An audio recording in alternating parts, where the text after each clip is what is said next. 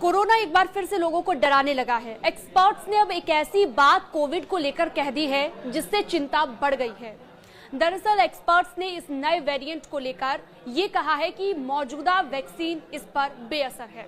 इससे जुड़ी अन्य जानकारियां भी आपको दूंगी। कोविड की चौथी लहर कितने दिन तक चल सकती है ये भी आपको इस वीडियो में बताऊंगी।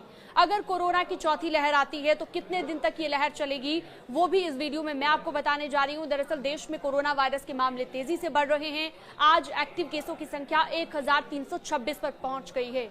मौत की संख्या 14 हो गई है। इनमें सबसे ज्यादा मौत अब तक महाराष्ट्र में हुई है। लेकिन इन सब के बीच चिंता की बात यह है कि एक्सपर्ट्स ने यह दावा किया है कि जिन लोगों ने वैक्सीनेशन करवाया था उन्हें भी अब सावधानी बरतने की जरूरत है।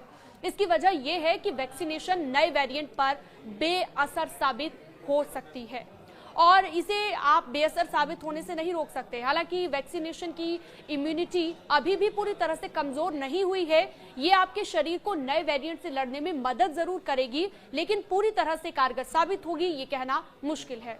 2022 के बाद नए वेरिएंट की वजह से कोविड पेशेंट कई बार बढ़े, लेकिन कोई भी गंभीर स्थिति पैदा नहीं हुई। इसलिए आप ये कह सकते हैं कि इस बार भी बहुत ज्यादा परेशान होने की जरूरत आपको नहीं है। वहीं बीएचयू के प्रोफेसर ज्ञानेश्वर चौबे के मुताबिक भी एक अहम बात कही गई है कोविड की चौथी लहर को लेकर। उन्होंने कहा है कि उसका असर 21 से 28 दिन तक रह सकता है। ये दूसरी लहर की तरह जानलेवा साबित नहीं होगी, ये भी उन्होंने कहा है। इसके अलावा WHO की भी बात कर लेते हैं। वर्ल्ड हेल्थ ऑर्गेनाइजेशन ने भी इसे चिंताजनक नहीं माना है। हालांकि निगरानी में रखे गए वेरिएंट के रूप में कैटेगराइज्ड इसे किया गया है। चीन सहित एशिया के दूसरे देशों में कोविड के बढ़ते मामलों में यही वेरिएंट दिख रहा है।